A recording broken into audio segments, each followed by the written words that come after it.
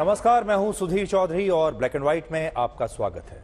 सबसे पहले आज आपसे ही एक सवाल करते हैं। जब आप किसी नेता को चुनाव में अपना वोट देकर मुख्यमंत्री बनाते हैं तो क्या उसे यह अधिकार भी देते हैं कि वो जब चाहे अपनी जगह अपने बेटे को या अपनी बेटी को या अपनी पत्नी को मुख्यमंत्री बना सकता है? मतलब क्या आपका वोट ट्रांसफरेबल है?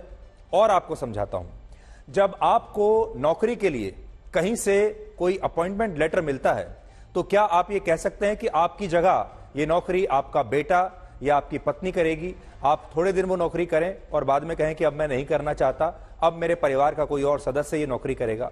क्या आपको ये अलाउड है? लेकिन झारखंड में मुख्यमंत्री हेमंत सोरेन बिल्कुल यही कल्पना कर रहे हैं। हेमंत सोरेन अब कभी भी गिरफ्तार हो सकते हैं और आज उन्होंने अपनी पार्टी के नेताओं के साथ एक मीटिंग में अपनी पत्नी कल्पना सोरेन को बुलाकर लगभग स्पष्ट कर दिया कि कल्पना सोरेन उनके बाद झारखंड की नई मुख्यमंत्री बन सकती हैं।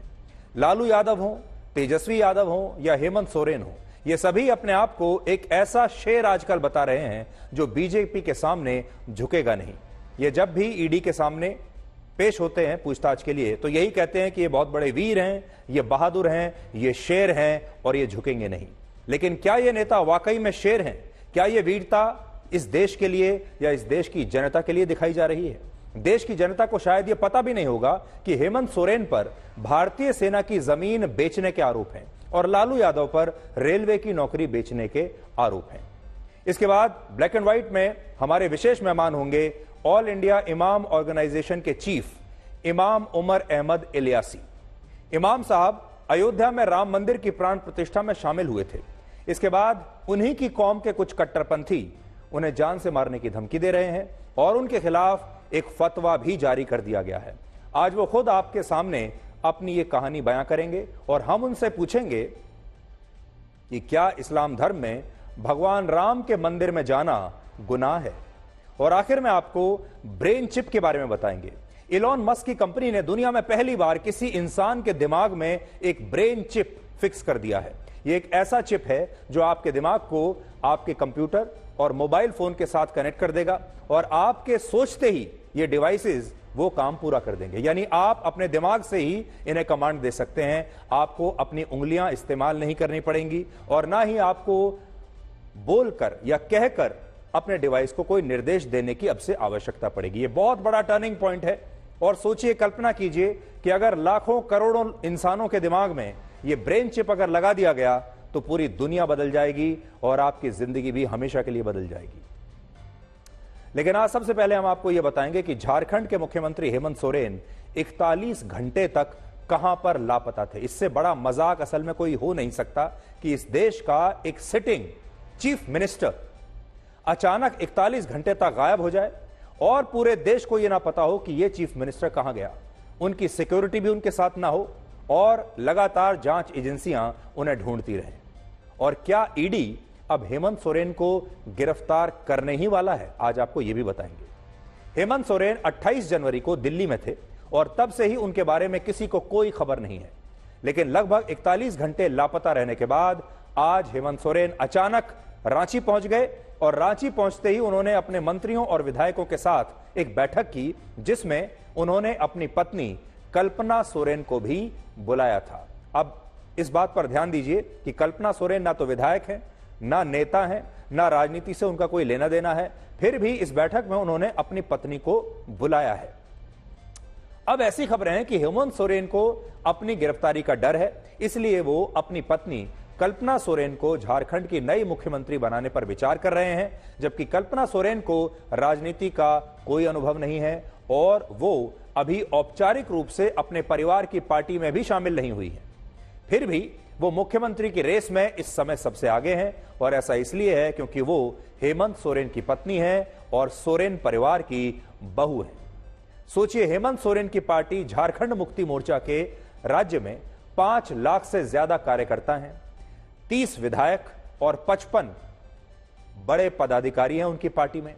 लेकिन पार्टी के लाखों नेताओं और कार्यकर्ताओं में से हेमंत सोरेन को किसी पर भी विश्वास नहीं है और हेमंत सोरेन को यह लगता है कि इतने लाखों कार्यकर्ताओं में यानी पूरे झारखंड में उनकी पत्नी कल्पना सोरेन से ज्यादा मेरिट वाला, ज्यादा परिश्रमी और कोई नहीं है और वो अपने परिवार से बाहर इस समय कुछ सोच ही नहीं पा रहे हैं। इसीलिए हमने आपसे शुरुआत में ही सवाल किया कि क्या झारखंड के लोगों ने, झारखंड की जनता ने जब हेमंत सोरेन को अपना वोट देकर मुख्यमंत्री बनाया होगा, तब क्या उन्हें इस बात की भी इजाजत दी होगी कि हेमंत सोरेन जब चाहे अपनी जगह किसी और को मुख्यमंत्री बना सकते हैं, यानी अपने परिवार के सदस्य को।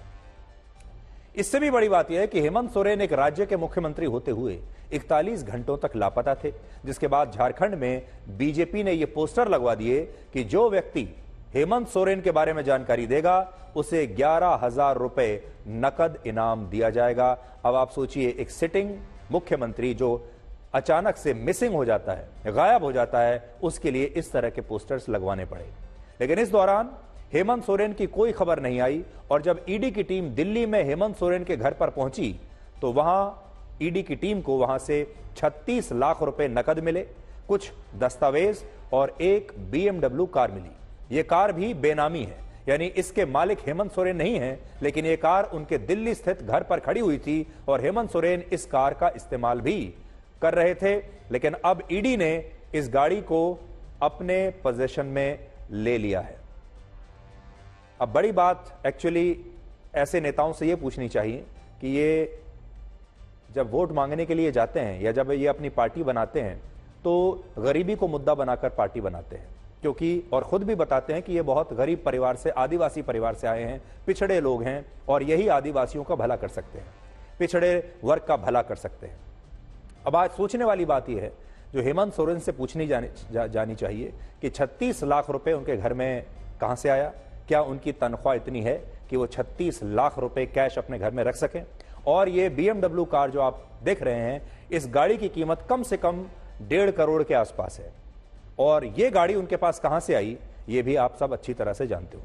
और अभी अभी ये खबर आई है कि हेमंत सोरेन ने ईडी को एक मेल लिखकर यह बताया है कि उसके अफसर 31 जनवरी को पूछताछ करने के लिए रांची में हेमंत सोरेन के घर पर आ सकते हैं। लेकिन सोचिए, इसे सुनकर ऐसा लगता नहीं कि हेमंत सोरेन ईडी से पूछताछ करने के लिए उसके अधिकारियों को अपने आवास पर बुला रहे हैं। यहां बड़ी बात यह है कि आज जब रांची में हेमंत सोरेन से यह सवाल पूछा गया कि वो 41 घंटे से कहां थे, तो हेमंत सोरेन ने कहा कि वो लोगों के दिल में थे।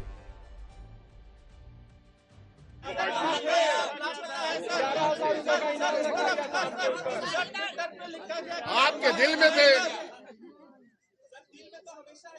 फिर क्या दिक्कत है?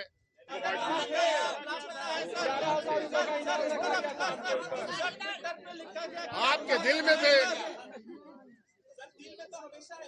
फिर क्या दिक्कत है? आज से 20 साल पहले हेमंत सोरेन के पिता शिबू सोरेन भी इसी तरह से लापता हुए थे और यह बात उस समय की है जब वो वर्ष 2004 में यूपीए की सरकार में कोयला मंत्री हुआ करते थे और तब अदालत ने नरसंहार से जुड़े एक मामले में उनके खिलाफ अरेस्ट वारंट जारी कर दिया था और इसके बाद गिरफ्तारी से बचने के लिए शिबू सोरेन किसी को बिना बताए गायब हो गए थे और आज उनके बेटे हेमंत सोरेन ने भी बिल्कुल वही काम किया है और इसलिए हो सकता है कि ऐसा करने की सलाह उन्हें उनके पिता ने ही दी हो और हो सकता है कि उन्हें कुछ टिप्स भी दिए हों कि जब लापता होना हो तो कैसे लापता हुआ जाता है और कैसे पुलिस को धोखा दिया जाता है, क्योंकि शिबू सोरेन खुद भी ऐसा कर चुके हैं, बहुत अनुभवी है।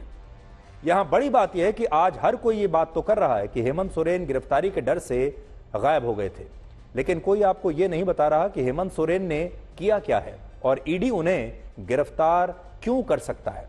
और हेमंत सोरेन भी शायद यही चाहते हैं कि लोगों को, देश की आम जनता को उन पर लगे आरोपों के बारे में कभी कुछ ना पता चले, पूरा केस क्या है, केस की डिटेल्स क्या है, ये पता ना चले और वो सिर्फ इस पर हो रही राजनीति में ही उलझे रहे और उन्हें, लोगों को यही लगे कि हेमंत सोरेन विपक्ष के इंडिया गठबंधन के साथ हैं, इसलिए सरकार और ईडी उन्हें सता रहे हैं, उन्हें परेशान किया जा रहा है। वो तो असल में एक शेर है, वो शेर जो झुकने से इनकार कर रहा है। हेमंत सोरेन एक वीर हैं जो इस देश की जनता के लिए, झारखंड की जनता के लिए लड़ रहे हैं। और मैं आपसे भी ये जानना चाहता हूं, क्या आप में से किसी को पता है कि हेमंत सोरेन पर आरोप क्या है? हेमंत सोरेन ने जो घोटाला किया है वो क्या है? और मुझे यकीन है आप में से ज्यादातर लोगों को पता ही नहीं होगा, क्योंकि हमारे देश में जब इस तरह की रिपोर्टिंग होती है, ईडी से पूछताछ की रिपोर्टिंग होती है, तो कोई ये बताता ही नहीं है कि इन्होंने किया क्या है। सिर्फ राजनीति होती है, नेताओं के बयान चलते हैं, और नेता क्योंकि बयान बहादुर होते हैं, वो सिर्फ अपने बारे में बताते हैं, और हर घोटालेबाज नेता जब उसे पकड़ लिया जाता है तो वो यही कहता है कि उसके साथ नाइंसाफी हो रही है, क्योंकि वो अगला चुनाव जीतने वाला था, क्योंकि मोदी जी उससे डर गए हैं, इसलिए ये सब हो रहा है। इसलिए आज हम आपको इस पूरे मामले का सच बताना चाहते हैं, और यह बताना चाहते हैं कि हेमंत सोरेन पर क्या आरोप हैं और ये आरोप कितने गंभीर हैं।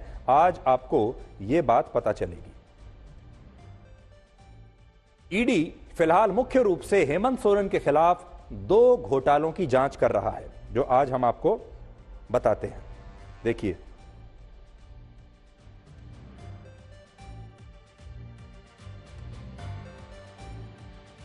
इनमें से एक जमीन घोटाला है और दूसरा अवैध खनन घोटाला है। और इनमें भी जमीन घोटाले की कहानी ऐसी है कि आपको ऐसा लगेगा कि आप इस तरह का घोटाला कई बार फिल्मों में देख चुके हैं। इसलिए अब आप इस घोटाले की कहानी ध्यान से सुनिए और देखिए। ईडी के मुताबिक रांची में अलग अलग जगहों पर 3 बड़े प्लॉट्स थे। जमीन के 3 बड़े टुकड़े थे, जिनमें 4.55 एकड़ का एक प्लॉट भारतीय सेना का था। नोट करने वाली बात यहां यह है कि यह जो जमीन है यह भारतीय सेना की थी, और आजादी के समय से ही यह जमीन भारतीय सेना के नाम थी। लेकिन आरोपों के मुताबिक मुख्यमंत्री हेमंत सोरेन, उनकी पत्नी कल्पना सोरेन और झारखंड के कुछ सरकारी अधिकारियों ने बड़े पैमाने पर इन जमीनों के फर्जी दस्तावेज बनवा लिए, और सेना और बाकी की जमीनों पर कब्जा करने के बाद उन्हें फर्जी तरीके से पहले खरीदा, और खरीदने के बाद फिर इन जमीनों को औने पौने दामों पर आगे बाजार में बेच दिया, जिसमें भारतीय सेना की 40 करोड़ रुपए की जमीन का सौदा सिर्फ 7 करोड़ रुपए में हो गया। भारतीय सेना की 40 करोड़ की जमीन को हेमंत सोरेन साहब ने 7 करोड़ रुपए में बाजार में बेच दिया। और आरोप है कि बाद में इस पैसे से हेमंत सोरेन की पत्नी कल्पना सोरेन की एक कंपनी को फायदा पहुंचाया गया, और घोटाले के इस पैसे से बेनामी संपत्तियां खरीदी गई।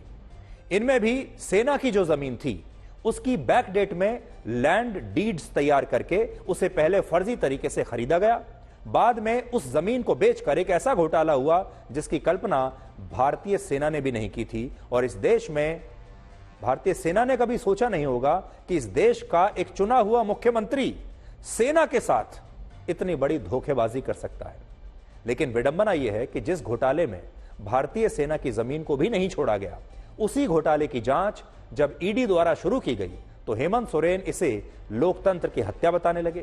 कहने लगे कि इसके पीछे राजनीतिक द्वेष की भावना है, मोदी जी उनसे डरते हैं, चुनाव में मोदी हारने वाले हैं, इसलिए हेमंत सोरेन को परेशान किया जा रहा है। अमेरिका, ब्रिटेन और यहां तक कि चीन जैसे देशों में भी अगर सेना की जमीन को लेकर कोई घोटाला होता है तो इसे इन देशों में देशद्रोह के समान माना जाता है। लेकिन हमारे देश में इसका उल्टा हो रहा है, और इस मामले में जांच करने के लिए ईडी की ही आलोचना हो रही है, और विपक्ष के नेता उल्टा ईडी से सवाल पूछ रहे हैं। जमीन घोटाले के बाद मुख्यमंत्री हेमंत सोरेन के खिलाफ अवैध खनन से जुड़े एक घोटाले में भी जांच हो रही है, और यह घोटाला झारखंड के एक आम आदमी की शिकायत पर देश के सामने आया। और इससे आप समझ सकते हैं कि एक आम आदमी की ताकत क्या होती है। अब आप सोचिए।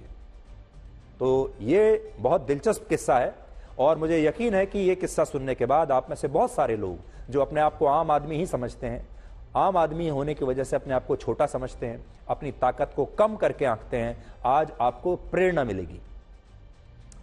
ये जो दूसरा घोटाला है, ये 1000 करोड़ रुपए का घोटाला बताया जा रहा है, जिसके खिलाफ शुरुआत में एक बहुत ही मामूली सी शिकायत दर्ज हुई थी। उस समय झारखंड के गांव में रहने वाले विजय नाम के एक व्यक्ति ने पुलिस में यह शिकायत की कि उनके क्षेत्र में पहाड़ों पर अवैध खनन हो रहा है, और उसकी वजह से गांव के कई मकानों में दरारें आ गई हैं। इसलिए इस अवैध खनन को रोका जाए, क्योंकि मकान टूटने लगे हैं। इस शिकायत पर घोटाले में शामिल सरकारी अधिकारियों और वहां खनन माफिया को यही लगा कि एक आम आदमी की शिकायत से उनका क्या बिगड़ेगा, क्योंकि पूरे विभाग में हर जगह सेटिंग की हुई थी, सारे बड़े अधिकारी पुलिस बिके हुए थे, इसलिए उस छोटी सी शिकायत पर कोई एक्शन हुआ ही नहीं। और यही सोचते हुए इन तमाम लोगों ने इस गरीब आदमी को और उसकी शिकायत को गंभीरता से नहीं लिया और शिकायत को उन्होंने डस्टबिन में फेंक दिया। लेकिन बाद में जब ईडी ने जमीन घोटाले के इस एक मामले में मुख्यमंत्री हेमंत सोरेन के एक करीबी पंकज मिश्रा के ठिकानों पर छापा मारा तो ईडी को इस शिकायत के बारे में पता चला। और जब इस मामले की जांच शुरू हुई तो यह बात सामने आई कि झारखंड में अवैध खनन के जरिए 1000 करोड़ रुपए का घोटाला हुआ है और इस घोटाले के तार मुख्यमंत्री हेमंत सोरेन से जुड़े हो सकते हैं। यानी हेमंत सोरेन के खिलाफ ये जो कार्रवाई हो रही है उसके पीछे बीजेपी नहीं बल्कि उसके पीछे झारखंड में रहने वाले एक आम आदमी की ताकत है, जिसकी वजह से 1000 करोड़ रुपए का यह घोटाला देश के सामने आ गया और अब उसकी जांच हो रही है। और हेमंत सोरेन पूरे देश को यह बताने की कोशिश कर रहे हैं कि वो तो बहुत ईमानदार हैं, वो एक बहादुर शेर हैं जो झुकने के लिए तैयार नहीं है और ये सरकार उनसे डरती है, केंद्र सरकार, इसलिए उन्हें परेशान कर रही है। और वो एक जननायक है, एक ऐसा गरीबों का जननायक, आदिवासियों का एक ऐसा जननायक जो BMW की X7 गाड़ी में घूमता है, जो प्राइवेट प्लेन में चलता है, जिसके पास हजारों करोड़ रुपया है। एक ऐसा जननायक जिसके घर से कैश निकलता है। हालांकि यहां एक विरोधाभास यह भी है कि हमारे देश में अगर कोई आम नागरिक अदालत और पुलिस के नोटिस पर पेश न हो तो उस आम आदमी की संपत्ति जब्त कर ली जाती है, पुलिस उसे तत्काल प्रभाव से गिरफ्तार कर लेती है। लेकिन इन्हीं आम लोगों के वोट से जो नेता मुख्यमंत्री या मंत्री बन जाते हैं वो इन नोटिस और सम्मन का मजाक बनाकर रख देते हैं। इसलिए आगे बढ़ने से पहले आपको मैं ये बताना चाहूंगा कि कल्पना कीजिए आप भी थोड़ी देर के लिए, अगर आपके पास पुलिस का कोई नोटिस या सम्मन आ जाए, आपके पास इनकम टैक्स का कोई सम्मन आ जाए, आपके पास ईडी का कोई सम्मन आ जाए, तो एक आम आदमी को तो डर के मारे रात में नींद नहीं आएगी और आपकी तो शायद हिम्मत भी नहीं होगी कि आप ईडी को चिट्ठी लिखकर यह कह सकें कि मेरे पास टाइम नहीं है, मैं नहीं आ सकता, आप बाद में आना। क्या आप कह सकते हैं ये बात कि आज मैं बहुत बिजी हूं, मैं आज ईडी के सामने पेश नहीं होऊंगा? और एक के बाद एक आप लगातार हर नोटिस पर ईडी को यही जवाब देते जाएं। क्या है आपके अंदर इतनी हिम्मत? इस देश में किसी आम उद्योगपति के अंदर, किसी बिजनेसमैन में, किसी आम आदमी के अंदर इतनी हिम्मत है जो ईडी के सामने पेश होने से मना कर दे, जो किसी भी जांच एजेंसी के सामने पेश होने से मना कर दे, ये कहते हुए कि मैं बहुत व्यस्त हूं, मेरे पास तुम्हारे जैसे लोगों के लिए टाइम नहीं है। लेकिन हमारे देश की ईडी से भी आज हमारा यह सवाल है कि इन जैसे लोगों को हमारे देश की जो ईडी है और जांच एजेंसी है इतना समय क्यों देती हैं? क्या इतना ही समय हमारे देश के किसी आम आदमी को भी मिलेगा? उदाहरण के लिए इसी मामले में ईडी ने अगस्त 2023 से दिसंबर 2023 के बीच, सोचिए कुछ महीनों के अंदर अंदर, मुख्यमंत्री हेमंत सोरेन को पूछताछ के लिए कुल मिलाकर 7 बार सम्मन भेजे, 7 बार, 7 टाइम्स। लेकिन हेमंत सोरेन हर बार एक नया बहाना बनाकर कह देते थे कि वो ईडी के सामने पेश नहीं हो पाएंगे। और 7 सम्मन के बाद जब इसी महीने की 20 तारीख को वो ईडी से पूछताछ के लिए तैयार हुए भी तो उन्होंने ये शर्त रखी कि ईडी को उनसे पूछताछ करने के लिए उनके घर पर आना पड़ेगा और कितने बजे आना पड़ेगा ये भी हेमंत सोरेन बताएंगे। अपने अपॉइंटमेंट में से, अपने शेड्यूल में से समय निकालकर अपॉइंटमेंट देंगे और फिर ईडी के लोग आएंगे। क्या आप ऐसा कर सकते हैं? क्या इस देश में कोई आम आदमी ईडी के साथ, इनकम टैक्स के साथ, पुलिस के साथ, सीबीआई के साथ ये कह सकता है कि मैं बताऊंगा कि मुझसे कहां पूछताछ होगी और समय भी मैं ही बताऊंगा? और इसी के बाद 20 जनवरी को ईडी के कुछ अधिकारी रांची में मुख्यमंत्री आवास पर हेमंत सोरेन से पूछताछ करने के लिए आए। लेकिन सोचिए क्या लोकतंत्र के नाम पर यह सुविधा हमारे देश के आम लोगों को भी मिलेगी? और क्या कोई आम आदमी कभी पुलिस से कह सकता है कि वो पूछताछ का समय और पूछताछ की जगह खुद तय करेगा, पुलिस तय नहीं करेगी? इस देश के आम लोग ऐसा कभी नहीं कर पाएंगे। लेकिन आम लोगों के वोटों से जो नेता मुख्यमंत्री और मंत्री बनते हैं वो ऐसा जरूर कर सकते हैं, हर बार कर सकते हैं। और यहां बात सिर्फ हेमंत सोरेन की नहीं है। हेमंत सोरेन की तरह अरविंद केजरीवाल 4 बार, ममता बनर्जी के भतीजे अभिषेक बनर्जी 2 बार, लालू यादव के बेटे तेजस्वी यादव 2 बार और उनके पिता लालू यादव 1 बार ईडी के सम्मन का उल्लंघन करके पूछताछ के लिए पेश होने से इनकार कर चुके हैं। लेकिन आज हमें यह पता चल गया है कि ये तमाम नेता ईडी को इतने हल्के में क्यों लेते हैं। इसका कारण है इन नेताओं का सत्ता में होना, इन नेताओं के पास संवैधानिक पद होना। और इस बात को आप बिहार के उदाहरण से आज अच्छी तरह से समझ पाएंगे। बिहार में सत्ता जाते ही लालू यादव भी पूछताछ के लिए ईडी के सामने चुपचाप पेश हो गए और उनके सुपुत्र तेजस्वी यादव भी आज ईडी के दफ्तर में ठीक समय पर पेश हो गए और ईडी ने उनसे 8.5 घंटे तक लंबी पूछताछ की। और समय का चक्र कैसे बदलता है वो आप इसी बात से समझ सकते हैं कि जो तेजस्वी यादव कुछ दिन पहले तक ये कहते थे कि वो समय नहीं होने के कारण ईडी के सामने पेश नहीं होंगे, वो आज समय से बिल्कुल ठीक समय पर 11:30 बजे सुबह पटना में ईडी के दफ्तर पहुंच गए। और इससे यह पता चलता है कि सत्ता में होने पर इन नेताओं को ईडी से डर नहीं लगता, लेकिन जैसे ही सत्ता चली जाती है वैसे ही ये नेता ईडी को लेकर गंभीर हो जाते हैं और फिर ये इतनी हिम्मत नहीं दिखा पाते कि ये ईडी को इनकार कर सके। और इसीलिए हम बार बार आपसे ये बात कहते आ रहे हैं कि जब ये नेता सरकार में होते हैं तो इनके पास एक संवैधानिक सुरक्षा कवच आ जाता है। सरकार में रहने से एक सुरक्षा कवच ही अपने आसपास बना लेते हैं, जिसकी वजह से ये लगातार फायदा उठाते रहते हैं। सरकार गई और अगले दिन लालू यादव और तेजस्वी यादव दोनों चुपचाप बिल्कुल ठीक समय पर ईडी के सामने पेश हो गए, क्योंकि अब बचाने के लिए बिहार की सरकार नहीं है, अब बचाने के लिए बिहार की पुलिस नहीं है। पुलिस का, सरकार का जो पूरा तंत्र होता है जिसे इस्तेमाल किया जाता है बचने के लिए, अब वो पूरा जो सुरक्षा चक्र है वो गायब हो चुका है। और अब नीतीश कुमार जो पहले इनके बगल में बैठते थे अब इनके पीछे लग गए हैं। वैसे यहां एक और विरोधाभास ये भी है कि जो तेजस्वी यादव कुछ दिन पहले राम मंदिर का विरोध करते हुए लोगों से ये पूछते थे कि उन्हें मंदिर चाहिए या अस्पताल, जब वो बीमार होंगे तो अस्पताल जाएंगे या मंदिर जाएंगे, वही तेजस्वी यादव आज जब ईडी के दफ्तर पहुंचे तब उनकी बहन मीसा भारती ईडी दफ्तर के पास एक मंदिर में उनके लिए पूजा कर रही थी। और कल जब लालू यादव से ईडी ने पूछताछ की तब भी मीसा भारती ने उनके लिए इसी मंदिर में जाकर प्रार्थना की थी। यानी ये वो परिवार है जो पूछता था कि जब आप बीमार होंगे तो आप अस्पताल जाएंगे या मंदिर जाएंगे। ये कहकर राम मंदिर का विरोध कर रहे थे, ये कहकर राम मंदिर में गए नहीं। लेकिन आज जैसे ही ईडी ने बुलाया इन्हें भगवान राम की याद आ गई और ये मंदिर चले गए। और ईडी की जांच में इतनी शक्ति है कि भगवान राम का अपमान करने वाले आरजेडी के बड़े बड़े नेता भी अब भगवान राम की भक्ति में डूब गए हैं। आज इन्हें असल में अपने वकील के पास जाना चाहिए था, अपने वकील से दांव पेच सीखने चाहिए थे, अपने केस पर अपना होमवर्क ठीक से करना चाहिए था। लेकिन ये क्या कर रहे थे? ये तो मंदिर गए थे। राम मंदिर को गुलामी का रास्ता बताने वाले आरजेडी के नेता और पूर्व शिक्षा मंत्री चंद्रशेखर भी पिछले 2 दिनों से मंदिर मंदिर दर्शन कर रहे हैं और लालू यादव और तेजस्वी यादव को ईडी की जांच से बचाने के लिए भगवान के सामने प्रार्थना करने बैठे हैं। और ये वही नेता हैं जो लोगों से राम मंदिर का विरोध करने के लिए कहते हैं और राम मंदिर की जगह अस्पताल बनाने की बात करते हैं। लेकिन निजी जीवन में जब इन पर मुसीबत आती है तब ये नेता क्या करते हैं, अब आप वो देखिए।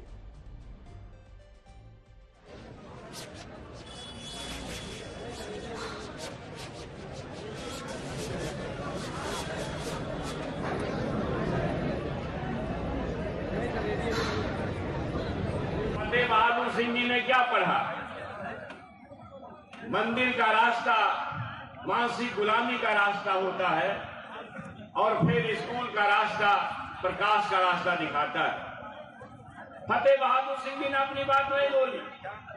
हमारी माता सावित्रीबाई फूले जो इस देश की प्रथम महिला शिक्षिका है, उसने कहीं उनके बात को दोहराया। षड्यंत्रकारियों ने गले की कीमत, जीत की कीमत लगा दी। तो आज देखिए कितनी जल्दी इन नेताओं की असलियत सामने आ गई। जब राम मंदिर बन रहा था तो ये कहते थे कि अगर कोई बीमार होगा तो वो अस्पताल जाएगा या राम मंदिर जाएगा। राम मंदिर के बारे में आपत्तिजनक बातें कहते थे और खुद भी राम मंदिर के प्राण प्रतिष्ठा के दिन ये राम मंदिर से दूर रहे। लेकिन जैसे ही इन पर मुसीबत आई अब सब मंदिर में जाकर बैठ गए। अब आप ये देखिए कि 75 वर्ष के लालू यादव जब बैडमिंटन खेलते हैं या राहुल गांधी को चंपारण मटन बनाना सिखाते हैं तब उन्हें चलने के लिए और बैडमिंटन खेलने के लिए किसी सहारे की आवश्यकता नहीं पड़ती। 2 तस्वीरें आज हम आपको दिखा रहे हैं। एक में लालू यादव बड़े खुश होकर बैडमिंटन खेल रहे हैं, दूसरे में राहुल गांधी के साथ मटन बना रहे हैं। दोनों में बिल्कुल फिट दिख रहे हैं, बिल्कुल ठीक दिख रहे हैं। उन्हें खड़े होने के लिए, बैडमिंटन खेलने के लिए किसी सहारे की आवश्यकता नहीं है। आप अपनी आंखों से देखिए, लालू यादव व्हील चेयर पर बैठकर बैडमिंटन नहीं खेल रहे हैं, लेकिन जब वो ईडी के दफ्तर पूछताछ के लिए जाते हैं तो उन्हें इस तरह से दो लोग सहारा देकर ईडी के दफ्तर तक लेकर जाते हैं। उन्हें व्हील चेयर पर बैठा कर लाया जाता है और कहा जाता है कि वो बिल्कुल भी ठीक स्थिति में नहीं है, और कहते हैं तस्वीरें कभी झूठ नहीं बोलती, इसलिए हमने आपके लिए लालू यादव की ये तीनों तस्वीरें निकाली हैं जिनमें कुछ ना कुछ तो गड़बड़ आपको साफ दिखाई दे जाएगी। जरा खुद भी ध्यान से इन तस्वीरों को देखिए।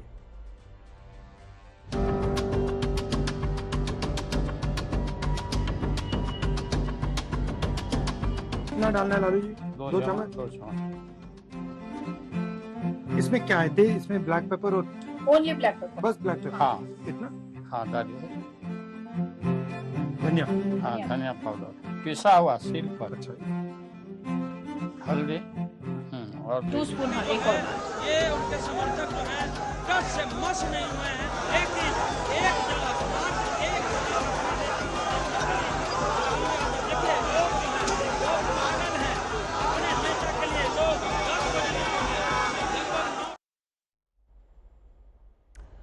लालू यादव हो, तेजस्वी यादव हो या हेमंत सोरेन हो, ये सभी अपने आप को एक ऐसा शेर आजकल बता रहे हैं जो बीजेपी के सामने झुकेगा नहीं। लेकिन क्या ये नेता वाकई में शेर हैं?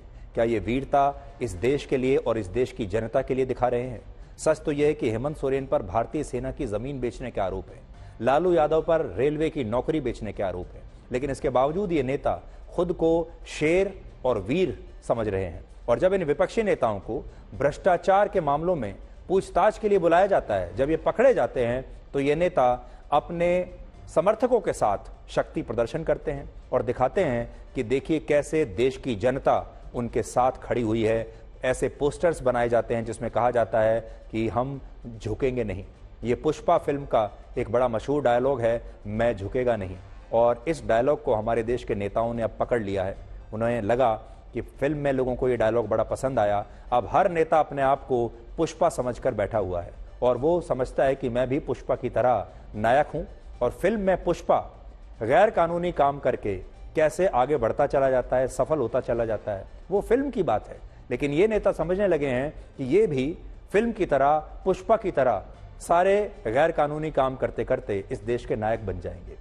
इस टेम्पलेट को आप इन तस्वीरों से समझिए, जिसमें तेजस्वी यादव ने आज पूछताछ से पहले अपने समर्थकों के साथ शक्ति प्रदर्शन किया और उनके समर्थकों ने ईडी के खिलाफ विरोध प्रदर्शन करके उसकी जांच को राजनीति से प्रेरित बताया।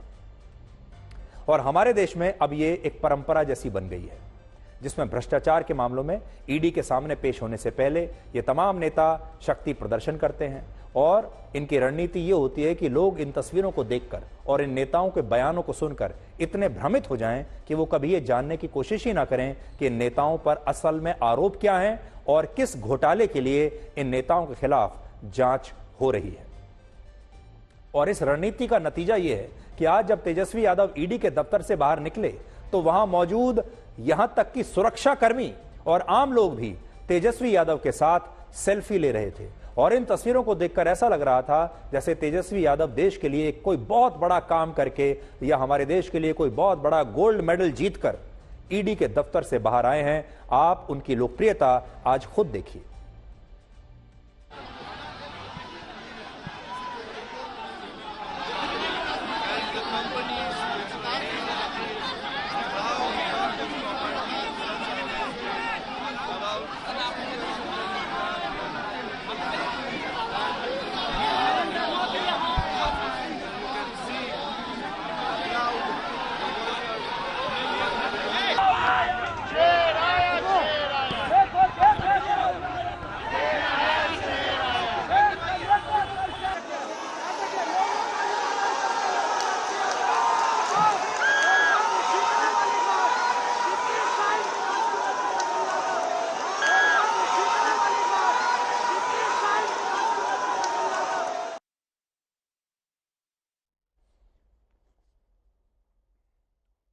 ईडी लालू यादव और उनके बेटे तेजस्वी यादव के खिलाफ जमीन के बदले नौकरी देने के घोटाले की जांच कर रहा है और आरोप है कि वर्ष 2004 से 2009 के बीच, देखिए पुराना मामला है ये 2004 से 2009 के बीच, जब लालू यादव यूपी की सरकार में रेल मंत्री थे, तब उन्होंने बहुत सारे लोगों को रेलवे में नौकरियां दिलाने के बदले उनसे जमीनें ले ली थी। अब कुछ उदाहरण आपको मैं दे रहा हूं और देखिए लालू यादव ने कितना नया और यूनिक बिजनेस मॉडल निकाला। इसमें भी आप उनके दिमाग की दाद देनी चाहिए। दिमाग तो वाकई उनका बहुत तेज है, जो किसी ने नहीं सोचा वो उन्होंने देखा। देखिए, जैसे पटना के संजय राय के परिवार के 2 सदस्यों को रेलवे में नौकरी मिली और इसके बदले में उन्होंने 3,375 वर्ग फीट का एक प्लॉट राबड़ी देवी को सिर्फ 3,75,000 रुपए में बेच दिया। और यह पैसा भी सिर्फ कागजों पर दिखाने के लिए था, ताकि ऐसा ना लगे कि राबड़ी देवी को यह प्लॉट मुफ्त में मिला है। संजय राय की तरह पटना के हजारी राय के 2 भतीजों को रेलवे में नौकरी मिली। इसके बदले में हजारी राय ने एक कंपनी के साथ 9,500 वर्ग फीट की जमीन का सौदा किया और जिस कंपनी को उन्होंने ये जमीन बेची, उस कंपनी की डायरेक्टर वर्ष 2014 में राबड़ी देवी ही बन गई। इससे भी हैरानी की बात यह कि विष्णुदेव राय, किशन देव राय और ब्रजनंदन राय ने अपने परिवार के लोगों को रेलवे में नौकरी दिलाने के बदले एक ही साइज का प्लॉट लालू यादव के परिवार के सदस्यों को बेचा और इस प्लॉट का साइज था 3,375 वर्ग फीट। ये सारे वो लोग हैं जिन्होंने नौकरी पाने के लिए लालू यादव के परिवार को या फिर उनके जानने वाले लोगों को अपनी जमीनें बेच दी। अब इसमें बड़ी बात यह है कि बहुत सारे लोग ऐसे होते हैं जो पैसा देने की स्थिति में नहीं होते, तो वो रिश्वत कैसे देंगे? उनके लिए लालू यादव के परिवार ने एक नई स्कीम निकाली कि आप अपनी जमीन हमें बेच दीजिए और उस जब आप जमीन दे देंगे तो उसके बदले हम आपके परिवार में किसी को रेलवे में नौकरी दे देंगे। यह घोटाला वर्ष 2004 से 2009 के बीच था। लेकिन हमारे देश का दुर्भाग्य यह है कि आज इस घोटाले पर हो रही राजनीति की बात तो सब कर रहे हैं, लेकिन कोई आपको यह नहीं बता रहा कि लालू यादव पर रेलवे की नौकरियां बेचने के आरोप हैं और हेमंत सोरेन पर सेना की जमीन बेचने के आरोप हैं। उनके बारे में ये क्या कहना चाहते हैं? और ना ही कोई पत्रकार, ना ही कोई रिपोर्टर, ना ही कोई और व्यक्ति इनसे यह बात पूछ रहा है कि वो तो ठीक है कि आपसे मोदी जी डरते हैं, यह भी ठीक है। मान लिया कि नरेंद्र मोदी को आपसे डर लगता है, यह भी मान लिया कि नरेंद्र मोदी अगला चुनाव हारने वाले हैं, यह भी मान लिया कि इंडिया गठबंधन के नेता इस समय बड़ी स्ट्रांग पोजीशन में हैं, वो जननायक हैं और वो सारी सीटें जीत लेंगे, यह भी मान लिया। यह भी मान लिया कि ईडी के जो सारे केस हैं ये झूठे हैं, लेकिन कोई ये भी तो उनसे पूछे कि इन लोगों ने, इतने सारे लोगों ने आपको अपनी जमीन क्यों बेच दी? ये जो परिवार है ये एक तरीके से प्रॉपर्टी डीलर बन गया और जमीन खरीदने बेचने का धंधा कर रहा है। हेमंत सोरेन भी यही काम कर रहे हैं। जो आरोप लगाए हैं ईडी ने, उनसे यह पूछा जाना चाहिए कि भारतीय सेना की जमीन आपने कैसे बेची, लेकिन यह बात कोई पूछता ही नहीं और लोग बयान क्या देते हैं अब आप खुद देख लीजिए। जिस तरह से 2024 को लेकर के हमारे देश के प्रधानमंत्री जी डरे हुए हैं और देश के जितनी भी विपक्ष पार्टियां हैं, दल हैं, उनके नेताओं को इसी तरह से डराने की कोशिश की जा रही है, लेकिन हम लोग डरने वाले नहीं हैं। इसका खामियाजा मुझे लगता है कि भारतीय जनता पार्टी को और खास तौर पे प्रधानमंत्री को 2024 में भुगतना पड़ेगा। जब लालू जी आए तो उन्होंने चारा घोटाला किया, इन्होंने जानवरों को भी नहीं छोड़ा। जब केंद्र में मंत्री बने तब जाके जमीन के बदले जॉब देने की ऑफर की और जब जांच चलती है तब आप बाहर प्रदर्शन करवाते हैं। अरे आपको तो छिपाने के लिए अगर कुछ नहीं है तो आइए ना, जांच का सामना कीजिए। चारों तरफ विपक्ष के नेताओं के खिलाफ सीबीआई और ईडी एक्टिव है। तो अभी तक 10 सालों में किसी भी विपक्ष के नेता के खिलाफ अदालत का कोई फैसला नहीं आया है, लेकिन ईडी और सीबीआई की तलवार हर एक के सर पे लटकी हुई है। और अब ब्लैक एंड व्हाइट में हमारे विशेष मेहमान होंगे ऑल इंडिया इमाम ऑर्गेनाइजेशन के चीफ इमाम उमर अहमद इलियासी। इलियासी साहब, आपका बहुत बहुत स्वागत है। नमस्कार।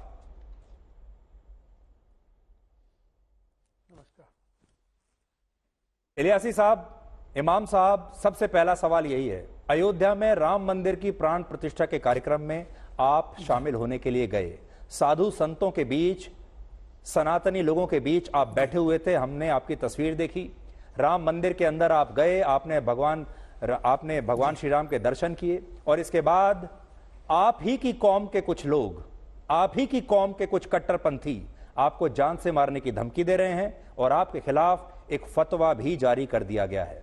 इसलिए आपसे हम ये जानना चाहते हैं कि क्या राम मंदिर में जाना इस्लाम धर्म में प्रतिबंधित है? क्या इस्लाम धर्म के मुताबिक ये गुनाह है?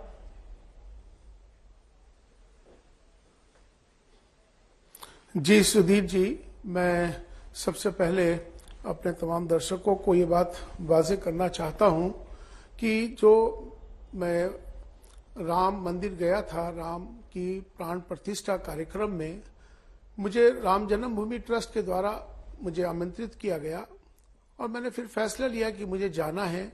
और मैंने ये फैसला इसलिए लिया कि मुझे लगा कि आपसी सौहार्द देश के अंदर हो और हमारा देश और देश में रहने वालों में एक अच्छा मोहब्बत का पैगाम जाए। मैं राष्ट्र हित में ये गया था। वहां जाने के बाद मैंने वहां जाकर एक पैगाम का, मोहब्बत का एक पैगाम दिया, एक संदेश दिया। वो था मेरा कि हमारी सबकी जातियां जरूर अलग हो सकती हैं, हमारी सबकी पूजा पद्धति जरूर अलग हो सकती है, हमारे इबादत करने के तरीके जरूर अलग हो सकते हैं, हमारे सबके धर्म जरूर अलग हो सकते हैं, लेकिन हमारा जो सबसे बड़ा धर्म है इंसान का और इंसानियत का है। और हम भारत में रहते हैं, हम सब भारतीय हैं। आओ हम सब मिलकर भारत को मजबूत करें, भारतीयता को मजबूत करें। राष्ट्र सर्वोपरि है। ये मेरा पैगाम मोहब्बत था जो लोगों को पसंद नहीं आया। उसके बाद इन्होंने तमाम देश भर के अंदर, चूंकि ये मेरा पैगाम मोहब्बत चैनलों पर तमाम सब जगह निकला, तो उसके बाद तमाम अलग अलग जगहों से मेरे खिलाफ लोग माहौल बना रहे थे और मेरे टेलीफोन्स पर अलग अलग जगहों से इसको मेरी मुखालफत कर रहे थे। लेकिन इस बीच में एक फतवा आया और ये जो फतवा है ये एक ऐसा फतवा है कि जिसे पहली बात तो किसी इमाम के लिए या चीफ इमाम के लिए ये लागू ही नहीं होता। इतिहास का पहला फतवा है। आपके हाथ में जो फतवा है, मैं अपने दर्शकों को थोड़ा सा और सिंप्लीफाई करके बता देता हूं। पहला पॉइंट इसमें है कि आप राम मंदिर में क्यों गए, दूसरा आपने इंसानियत को धर्म से ऊपर रखा और तीसरा आपने राष्ट्र को यानी देश को धर्म से ऊपर रखा और ये कहते हैं कि आप एक गद्दार हैं। क्या आप वाकई मानते हैं कि आप ही की कौम के जो लोग हैं वो आपको गद्दार कह रहे हैं, आपने गद्दारी की है? जी, उन्हीं के लिए मैं जवाब देना चाहता हूं। उस खास तौर पे मुफ्ती साहब को देना चाहता हूं जिन्होंने ये मुझे कुफ्र का फतवा जारी कर दिया है। पहली बात तो उन मुफ्ती साहब को ये बता दूं कि ये फतवा मुझ पे लागू नहीं होता। ये भारत है, ये इस्लामिक देश नहीं है, यहाँ शरिया कानून नहीं चलता है। दूसरी बात, फिर भी मैं उनका जवाब जरूर दूंगा क्योंकि वो मुफ्ती साहब हैं, उनकी सोच का अंदाजा हो जाएगा कि वो क्या सोचते हैं। उन्होंने पहला सवाल ही ये किया है कि मैंने भगवान राम के प्राण प्रतिष्ठा के मौके पर मैं वहां क्यों गया। तो मेरा पहला जवाब सुधीर जी उनको यही है कि देखिए, मैं जो प्राण प्रतिष्ठा में गया, मैं अपने देश हित में गया, आपसी सौहार्द के लिए गया। हमारा देश आपस में जो अतीत में हो गया है, जो अतीत में लाखों लोग मर चुके, हमारा देश पीछे जा चुका उन झगड़ों के चक्कर में, तो मुझे लगा कि उन सबको भूलकर आज हमें अब आज के लिए सोचना है और कल के लिए सोचना है, जिससे कि आपस में देश के अंदर एक सौहार्द का माहौल, वातावरण बने। उस पैगाम को लेके गया था, तो ये मुझ पर लागू नहीं होता। दूसरी बात यह है सुधीर जी, उन्होंने कहा है कि आपने कहा है कि राष्ट्र सर्वोपरि है। उन्होंने कहा है कि धर्म को नीचे कर दिया और राष्ट्र को ऊपर कर दिया। तो इसका जवाब भी मैं मुफ्ती साहब आपको इस चैनल के माध्यम से बता दूं कि राष्ट्र मेरे निगाह में आज भी ऊपर इसलिए है क्योंकि देश हमें देता है सब कुछ, हम भी तो कुछ देना सीखे। ये भाव सबके अंदर आना चाहिए। दूसरी बात यह है कि हम हिंदुओं अपनी आस्था के मुताबिक अपनी पूजा करते हैं, मुसलमान अपनी तरह, ईसाई अपनी तरह। हम अब हिंदू और मुसलमान, ईसाई, सिख, हम इनसे ऊपर हैं। हमें हमारी पहचान है, ये मुसलमान है, ये हिंदू नहीं होनी है। हमारी पहचान एक होनी है, वो है हम सब भारतीय हैं। वो मेरे मन में भाव था, इसलिए मैंने भारत को और भारतीयता को और राष्ट्र को सर्वोपरि मैं आपसे एक सवाल आपसे पूछना चाहता हूं इमाम साहब। हमारे देश में अक्सर ये कहा जाता है, जो हमारे देश के जो मुसलमान हैं वो कहते हैं कि हम भारत माता की जय नहीं बोलेंगे, राष्ट्रगान बजेगा तो हम खड़े नहीं होंगे, हम भगवान राम के या किसी भी मंदिर में हम जाएंगे नहीं, हिंदुओं के कोई त्योहार हम मनाएंगे नहीं, और हम इस देश को और राष्ट्र को अपने धर्म से ऊपर कभी नहीं रखेंगे, और हम भारत से नहीं बल्कि पाकिस्तान से ज्यादा लगाव रखेंगे। कश्मीर पर हम भारत का साथ नहीं देंगे, पाकिस्तान का साथ देंगे। ये जो पूरी ये जो मेंटेलिटी बनी है, ये कहां से बनी है और ये क्यों है ऐसा? क्या यही सच्चे मुसलमान हैं? यकीनन सुधीर जी, इसी मानसिकता को तो हमें खत्म करना है। इसी मानसिकता को हमें खत्म करना है। हुब्बुल वतनी मिनल ईमान, हमारा ईमान हमारा जो है उसका हिस्सा है हुब्बुल वतनी, वतन के साथ प्यार करना। वही तो इनको बताने की जरूरत है, क्योंकि आज हमें इसी की जरूरत है। हम आज जो बयान कर रहे हैं आपके सामने कि तीसरा उन्होंने सुधीर जी जो कहा कि इंसान और इंसानियत को आपने ऊपर रखा, तो मैं बताना चाहता हूं मुफ्ती साहब, ये समझ लीजिए कि अगर हम अच्छे इंसान हैं तभी हम अच्छे मुसलमान हैं, हम अच्छे इंसान हैं तभी अच्छे हिंदू हैं। पहले आप ये समझ लीजिए कि इंसान है और इंसानियत उसका कैरेक्टर है। जो इंसानियत कैरेक्टर है वो है दया का, रहम का, करुणा का, ये सब भाव आते हैं उसके कैरेक्टर में। तो इसलिए मैंने ये भाव, मेरे जहन में इंसान और इंसानियत था, तो इसलिए मैंने इसको सर्वोपरि करा। लेकिन अगर आपको इंसानियत नहीं समझ में आती तो मुझे फिर आपके लिए कुछ नहीं कर सकता। शायद फिर आपको अपना इलाज कराने की जरूरत होगी। लेकिन आज इस बदलते भारत की सुधीर जी तस्वीर थी ये। मेरा मंदिर के वहां पर प्राण प्रतिष्ठान में जाना, ये बदलते भारत की तस्वीर है। आज का भारत बदलता भारत है ये। आज का भारत नवीन भारत है। आज का भारत उत्तम भारत है। आज का भारत श्रेष्ठ भारत है। इसी बदलते भारत की ये तस्वीर है। इसीलिए मैं सबको कह रहा हूं कि आओ हम सब मिलकर भारत को मजबूत करें, भारतीयता को मजबूत करें। राष्ट्र सर्वोपरि है। इसीलिए मैं सबके लिए कहना चाहता हूं कि हम सबको मिलकर आज जिस तरह से हमारे देश के प्रधानमंत्री एक और बात जानना चाहता हूं मोदी जी के नेतृत्व में, इमाम साहब, हमसे बार बार यह हमें बताया जाता था कि सुप्रीम कोर्ट ने अगर राम मंदिर के पक्ष में फैसला सुना दिया और बाबरी मस्जिद के खिलाफ फैसला सुना दिया तो इस देश में आग लग जाएगी, दंगे हो जाएंगे। हमसे यह कहा जाता था कि अगर राम मंदिर बन गया तो यह देश जल उठेगा, इस देश में दंगे हो जाएंगे और पूरी चारों तरफ अशांति फैल जाएगी। जब सुप्रीम कोर्ट ने फैसला सुनाया, सुरक्षा के बड़े इंतजाम करने पड़े, लेकिन कुछ नहीं हुआ। राम मंदिर का प्राण प्रतिष्ठान हुआ, कोई अप्रिय घटना किसी भी देश के किसी कोने में नहीं हुई। तो क्या ये इस्लाम के या मुसलमानों के जो मुट्ठी भर ठेकेदार हैं वो ये बोल बोलकर हमको डराते हैं कि ऐसा हो जाएगा और वैसा हो जाएगा, जबकि हमने देखा कि किसी मुसलमान को कई बार हमें ऐसा लगता है कि कोई आपत्ति थी ही नहीं। मैं यही बताना चाहता हूं, इसीलिए मैं राम प्राण की प्रतिष्ठा में मैं जाने का इरादा इसीलिए किया कि जो पिछले सरकारें थी जिन्होंने हमेशा मुसलमानों को इस्तेमाल किया, वोट का इस्तेमाल किया, राजनीति करी, सिर्फ उनका इस्तेमाल वोटों के करके हमें डरा के रखा, हमें धमका के रखा। लेकिन अब ये वक्त बदल रहा है। मैं आपने चूंकि सुप्रीम कोर्ट का फैसला कहा, सुधीर जी मैं आपको सच बता रहा हूं कि जब सुप्रीम कोर्ट का जब फैसला आया था तो मैं आपको बता दूं कि हमारे हिंदू भाइयों ने, सनातनियों ने, आप यकीन माने खुशी का इजहार नहीं किया था। उन्होंने पटाखे तक नहीं चलाए थे। और मुसलमानों की अगर बात करें तो उन्होंने भी खामोशी का इख्तियार किया था, खामोशी का इजहार किया था। ना कोई दंगा किया, ना फसाद किया। ये दंगे और फसाद कराने वाले वो राजनीति लोग हैं जो हमारा इस्तेमाल करते हैं। लेकिन अब समझ में आ गया है लोगों को कि हमें किस तरह से लोगों को डराया गया, हमें किस तरह से बरगलाया गया। इमाम साहब, आखिरी सवाल आपसे ये है, बहुत सारे लोगों का यह कहना है कि बाबरी मस्जिद और राम मंदिर का जब विवाद हुआ, देखिए राम जन्मभूमि हिंदुओं के लिए तो जीवन और मृत्यु का प्रश्न है, क्योंकि उनके भगवान वहां पैदा हुए थे। हिंदुओं के लिए वो जो भूमि है वो बहुत पवित्र थी। लेकिन मुसलमानों के लिए ये एक प्रॉपर्टी डिस्प्यूट से ज्यादा कुछ नहीं था। एक ऐसी मस्जिद जिसे उन्होंने ऐसे ही छोड़ रखा था, जिसमें वो नमाज भी जाके करते नहीं थे। अगर उस समय मुसलमान देश के बड़ा दिल दिखाते और ये मस्जिद वो कहते कि आप अपना मंदिर यहां बना लीजिए, और अब ज्ञानवापी का जो मामला आ रहा है उसमें भी सारे सबूत यही कहते हैं कि वहां मंदिर था। यह दूसरा मौका है जब मुसलमान अपना बड़ा दिल दिखाएं। तो क्या आपको ऐसा लगता है मुसलमानों को यह बात कहनी चाहिए, पहले कह देनी चाहिए थी बाबरी मस्जिद के टाइम पर? देखिए, मुझे लगता है कि सुधीर जी, इसमें चूंकि असल चीज है कि डायलॉग, संवाद, मुझे लगता है कि संवाद की बहुत ज्यादा जरूरत है। जब हम संवाद करते हैं, डायलॉग करते हैं, आपस में टेबल पे बैठते हैं, तो उसका हल निकलता है। और हर समाधान का हल डायलॉग है, संवाद है।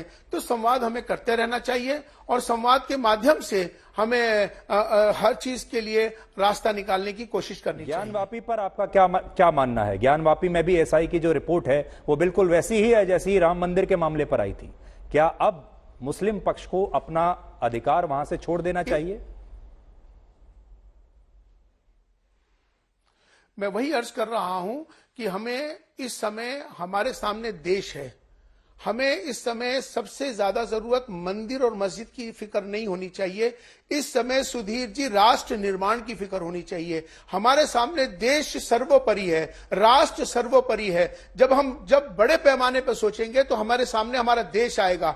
आज हमें देश के निर्माण में अपना योगदान देना है। हम सबको भारतीय होना है। हिंदू, मुसलमान, मंदिर, मस्जिद, इससे ऊपर उठकर हमें देश की फिक्र करनी होगी। आप यकीन मानेंगे, आज जिस वक्त पे हम सब इस तरह से एक होकर अपने भारत के निर्माण में योगदान दे देंगे और बढ़ जाएंगे ना, आप यकीन मानेंगे उसी दिन हमारा भारत विश्व गुरु जरूर बनेगा। हमें उसी तरफ आगे बढ़ना है, वही हमारी सोच होनी चाहिए। ये राष्ट्र हमारे लिए सबसे ज्यादा जरूरी है, राष्ट्र सर्वोपरि है। जो आप कह रहे हैं, भारत की बात, राष्ट्रीयता की बात कर रहे हैं, राष्ट्रवाद की बात कर रहे हैं, ये वो बातें हैं जो पाकिस्तान में बैठे जो कट्टरपंथी हैं, आतंकवादी हैं, उन्हें बहुत चुभेंगी।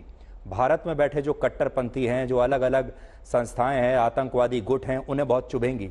आपको तो पहले ही इतनी जान से मारने की धमकियां मिल रही हैं और आज जब आपने मेरे साथ ये बात कर ली, अब तो मुझे लगता है आपकी जान बिल्कुल ही खतरे में आ जाएगी। डर लग रहा है आपको अपनी जान का कि आपने ये क्या कह दिया? देश सुरक्षित हाथों में है, मुझे कोई डर नहीं है सुधीर जी।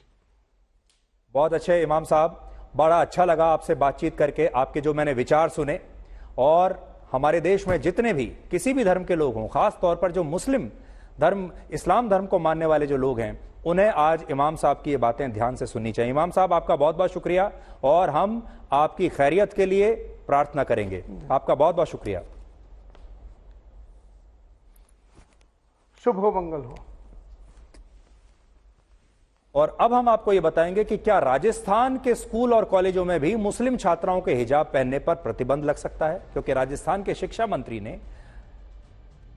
मंत्री मदन दिलावर ने यह कहा है कि सरकार राजस्थान के स्कूलों के लिए एक नया ड्रेस कोड जारी करेगी, जिसके तहत स्कूलों में मुस्लिम छात्राओं को हिजाब पहनने की इजाजत नहीं होगी और जिस स्कूल में मां सरस्वती का चित्र नहीं होगा, उस स्कूल के खिलाफ कार्रवाई की जाएगी।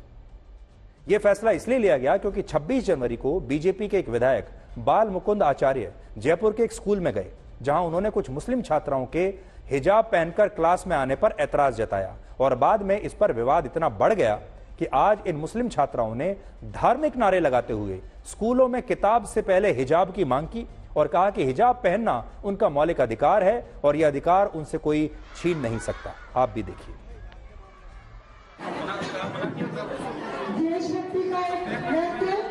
अरे साहब, यहाँ तो आपने माहौल माहौल खराब कर दिया, तो फिर आपको कैसे आना पड़ेगा? स्कूल में तो बंद करो, अब बंद करो, इसको चेंज करो। आपने क्या करा रखा है? ये पैक करा रखा है, क्या मैसेज?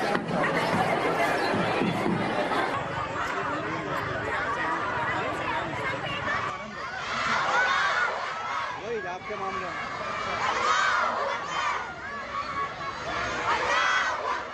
ड्रेस कोड पर की बात की जा रही थी, हिजाब पर बैन लगाने की बात की जा रही थी, क्या आपको सही लगा? नहीं, गलत। जब आते हैं घर से, जब लगाते हैं, स्कूल में आके जब पढ़ते हैं हम खोल लेते हैं, फिर हम जाते हैं जब खोलते हैं तो उसमें दिक्कत ही क्या है? वो तो हम और मैं इस बात का हामी हूँ कि विद्यालय महाविद्यालय में जहाँ ड्रेस कोड तय है वहाँ उसी के मुताबिक छात्र छात्राओं को पहनकर जाना चाहिए। अब बड़ी बहस हमारे देश में ये चल रही है कि असली धर्मनिरपेक्षता क्या होनी चाहिए।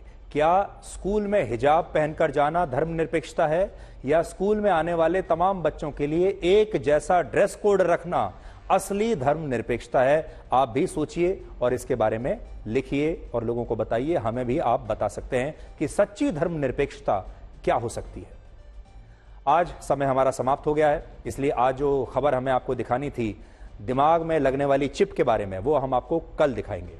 तो आज के लिए ब्लैक एंड व्हाइट में इतना ही। अब आपसे हमारी अगली मुलाकात होगी कल रात 9 बजे। तब तक आप खुश रहिए, सुरक्षित रहिए, स्वस्थ रहिए। और शंका का रावण लंका के रावण से भी ज्यादा भयानक होता है, जो हमारी समझदारी का अपहरण हमारी आंखों के सामने कर लेता है। नमस्कार।